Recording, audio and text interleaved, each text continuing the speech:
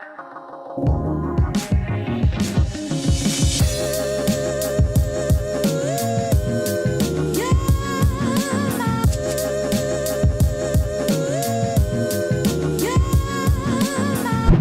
what's going on, guys? Welcome back to the YouTube channel. It is your boy O-Nerd or Quentin, and today, once again, it is Hexxit. Welcome back. It's episode 8. Yeah, we're on episode 8. I think it's episode 8. Episode 8. It's 8. Number 8. Lucky number 8. 8 cue ball is the winning ball in pool, or whatever it's called. We did a lot of work, actually, like stupid amount of work in between episode 7 and episode 8. So I said that I was going to work on enchanting and brewing and get all that stuff going. I did that. I got a lot of experience, a lot of things. What ended up happening was I don't think I have footage of it actually, which is kind of disappointing, but they're very close to where I was getting attacked by that spider. There was like a netherrack tower, and I was like, you know what? How hard can that one be compared to the stone one? And let me tell you, I died. Yeah, I died loads of times until I did actually get through the whole entire thing. And then when you reach the top of those towers, there's like some sort of boss that spawns and it throws like fireballs and blows up everywhere. Yeah, it sucked. And I died a lot more. But I ended up defeating him because I pushed him down in the water and then I just shot him with arrows a bunch of times. And then he died. He had like 400 health, so it took forever. But I eventually did kill him. And there's a lot of good loot in those things. So I think I ended up finding like a bunch of diamonds, a bunch of emeralds, a lot of like glowstone, a bunch of nether loot, which allowed me to get blaze rod without going to the nether, which was super lucky because I don't even want to attempt to do the nether because I can only imagine how sketch that is. But so we did that, and we got a lot of equipment. So to do a brief rundown, we got a full set of diamond gear basically, and I was looking up how to do a bottle of enchanting, but I don't think you can actually make them, which is a bit disappointing. So, because that was what I was going to do. I was going to figure out a way to make a bunch of those bottles. That way I could, like, quickly do experience at one time, and I wouldn't have to, like, you know, have the experience and then accidentally die and lose all of it. I could bottle it somehow, but there's no way to do it. Which is a bit disappointing. But we have a diamond helmet of projectile protection 4, chest with blast protection 4, legs with protection 4, and then, of course, the feet with feather falling and fire protection 4, which I think should help us out quite a bit. I did mess around with a little bit of the enchanting stuff. I ended up using books in the long run because it just was better for returns. So I have my sharpness 2 sword that I did at the very beginning. But I have a bow of infinity, unbreaking 1, and punch 1, which basically means that I only need to use 1 arrow, and it takes twice as long to break as a regular bow, and then equally punch increases the I think it's damage and knockback multiplier on the bow. I got a diamond sword of Bane of the Arthropod 5, which is to kill that spider, because I'm coming for you this episode. You're done. There's no messing around no more. I'm after you today. With looting 3 and unbreaking 2, which means it's now 4 times the chance of not being broken, and then looting 3 just means that whenever I kill stuff I get better loot and more of the loot from whatever I kill. And then of course I have a diamond pickaxe, which has been used, so I could not enchant it, so I'm looking to repair it or just make another one and then enchant that one with again looting, maybe silk touch or something else. Probably not silk touch because I don't want to have to mess with that with diamond ore and that stuff. I'll probably make an iron one of silk touch, because I don't think I'm going to need a diamond one, because I'm pretty sure iron can do all the work. But as for the, as you can see, this looks a lot different. So I did a lot of work to the base as well. I did end up pushing out this wall. I got rid of it. I have done a little bit of work of sorting, not a whole lot. Out here I made a better little terrace for my berry bushes. But what I'm going to do is I'm going to actually like flatten this whole area out. It's all going to get smashed down, maybe 1 or 2 levels. This is going to overlook it, obviously, and it's just going to be 2 or 3 high bushes in rows so that I can reach every bush instead of just being a massive clump, and then I can't actually reach some of the stuff in the middle. But I think what I'm going to do is I'm going to flatten out this whole area, make it a couple different bush types, maybe an ore bush type if I can find it. and somehow get this alligator to be my best friend.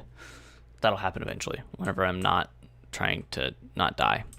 But yeah, we got that. We got a few windows overlooking this big wide open room. I had as my bedroom for a little bit, and then I decided I didn't want it to be my bedroom, and so now it's just a giant atrium basically, and I'm gonna have garden stuff everywhere over here.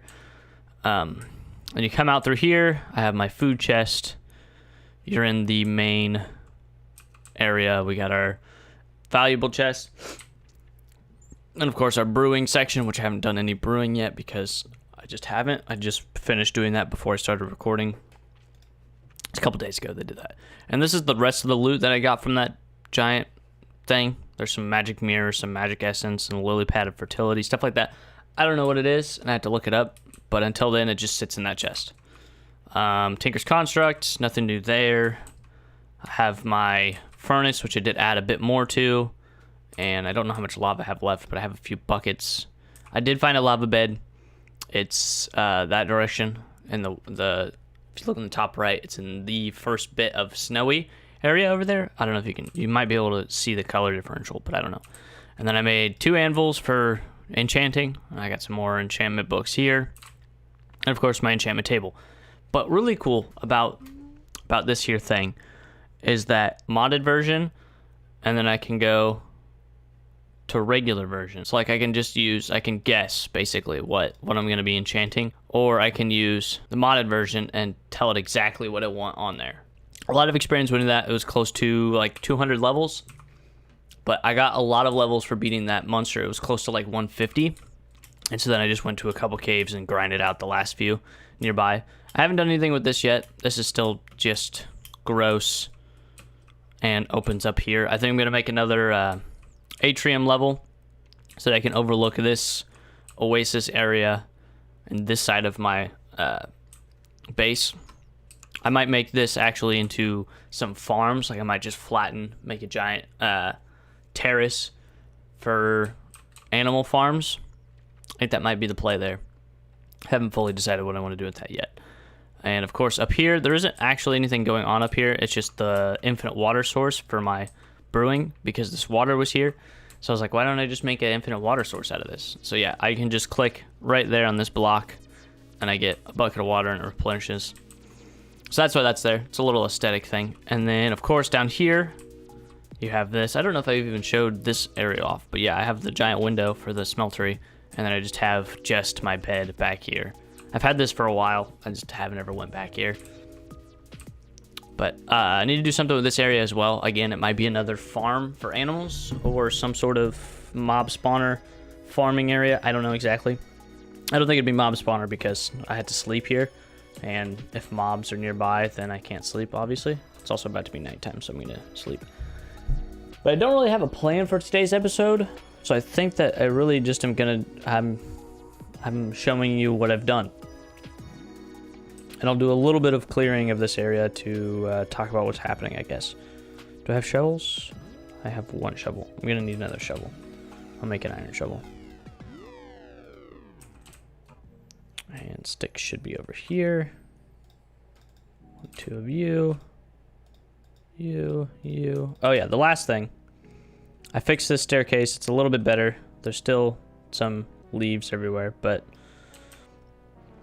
it goes around and then down right into my massive farm of wheat, potatoes, carrots, and sugarcane.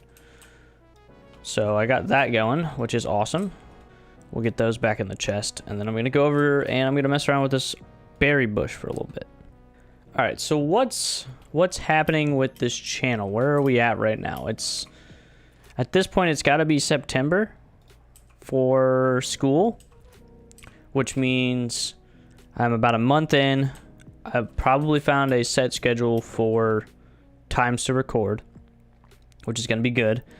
I'm recording this July 21st, so this is going out like September 14th or somewhere around then. So it's a bit odd. It's a bit off on timing, so I don't know exactly what's happening, but I'll be in school. I should have a consistent schedule figured out by then. Whatever happens to be, hopefully it's a good schedule for you guys. I still plan on doing the same upload times, being Wednesday at 2 o'clock for this main series, and then in the extra stuff being a Monday or Friday upload. Because if I record on the weekend, I don't have time to edit on Monday. Hopefully I'll have time throughout the week to edit it by Friday, that kind of thing. That's kind of the play and what I plan on doing. So hopefully that all goes well and we can get some good content out for you guys to watch and enjoy. I do plan on going back to vlogs. Hopefully by the time I start school again, I have vlogs to be done. I don't actually know if I will or not, but I want to get back into them because a lot of people are asking me where they're going to be at and what's going to be happening. So I want to come back to them to answer that question to just about everybody. I do want to come back to them. I'm just waiting for good content. I don't just want to make another 39-minute and 50-second vlog about really nothing, because I think you guys were really enjoying the latter of my uploads for vlogs, which was like the graduation stuff, the playing Pokemon Go, talking about not having people around your area trying to play the game, and giving you an insight of how I circumvent that issue. So things like that I'm looking to record and have discussions about, but I just don't have anything right now that I can do that with. So when school starts, hopefully I'll have something like that soon, because that'd be nice, and you guys are really asking for it. So with that being said, as well, I will let you know that if I hit 100 subscribers, and apparently both Wade and Sydney think it's a good idea, I'm going to walk from Westfield to Casey. So please get me to 100 subscribers when it's not 100 degrees outside and also not snowing and super cold. So if you guys can hit it before October ends, that'll be the best time. That'll be the most ideal time for me to hit 100 subscribers. But I guess I understand if you guys don't. But equally, that's pretty good content, me walking in the snow in December for 100 subscribers. But yeah, me and Wade are going to walk from Westfield to Casey if we get 100 subscribers on my channel. We're at 64 right now, so that shouldn't be too hard to get to. I think I can get it by the end of the year. I'm pretty sure I can get it by the end of the year. And if I don't, well then, maybe next year, I guess. Can't get all the milestones in 1 year, right? Can't hit 50 subscribers and 100 subscribers in the same year. I guess you can't. You're not allowed, right? But I think that pretty much wraps up everything that I wanted to talk about for today's episode. I think I showcased everything that's happening. This episode really wasn't a how to play a hard, impossible version of Hexxit. I don't know why I decided to do it on hardcore. It's not necessarily hardcore, but it's difficulty is hard, and I have no idea what I'm doing, and there's a lot of things that want to kill you. I probably could barely do this mod pack on easy, but I decided to want to have a challenge for something to come back to, because that makes it a lot more entertaining, and people know that there's actually something difficult, and I'm not just bad at the game. Even though I've been playing this game since 2009? I've had an account since 2010. As soon as you can make an account, I had one. But there was a time before accounts where you could just download the game and you would play it offline. And I played it in 2009, which is about almost a full year since that version released, the classic version released. So yeah, I've been playing this game for a really long time. I spent a long time on 1.8, as I've mentioned many times before. So I don't know exactly what I'm doing 100% of the time, but that's okay. Can't win them all. But this is 1.5, so I'm really familiar with this. I spent a really long time on 1.5 as well, because it was longest times that I spent on things were 1.0 was out for a really long time before we ended up updating again. And then it was, I think we stopped at 1.5, maybe 1.52. I think that was a pretty major update. And then we came back again for 1.7.10 with a lot of mod packs, like the original Hexxit, stuff like that was in 1.7 when we started playing it. It was 1.5 when it first started, similar to this, but we came in at 1.7 when it all updated. We being my brother and my dad and I, we all came in at the same time with that stuff. And then I spent a ton of time in 1.8, and a lot of people can agree with me. 1.8 is probably the last good version until 1.14. Really, like 1.13 had some good things coming for it, of course. Like, don't get me wrong, it made a lot of improvements in the right places. The ocean, a couple NPC spawns, stuff like that. Chunk loading was a pretty big update for Minecraft being sold to Microsoft. That was like their first big update. So it's moving in the right direction, and I think 1.14, and from a lot of other content creators that I've been watching on the Minecraft scene right now, a lot of them are streaming on Twitch, they all are also agreeing that 1.14 is a huge step in the right way for bringing respect back to the default Minecraft. So that's why we're doing a Minecraft series in 1.14, and it's going to be pretty exciting, and I'm hoping that we can get a lot of good content out of it, of course, because it's all about getting the views, right? Gotta play the internet game. But yeah, I've been doing this for a long time to just finish up my train of thought there. So I am not actually bad at the game. It's just that I'm not used to playing some mechanics in the newer stuff. But this is my bread and butter. I know pretty much the ins and outs of this. So it's just working on understanding the mod pack itself and how to play by its rules, basically. Which isn't too difficult. If I just play default Minecraft, I'll be fine. I don't have to worry about too much, right? So I think what's going to be happening in the future is I'm going to have some good, hopefully have some good quality vlogs come out for you guys. I should have some more, obviously, of this Minecraft and server world. There's potentially a chance that I'm recording this on July 21st, so it obviously doesn't matter. But I know Spencer and Garrett are on there right now, and I might jump on there and live stream a little bit of that. I don't know yet. I haven't decided if I want to do that or not, but that'll happen, I think, at some point. Just check out my Twitch channel.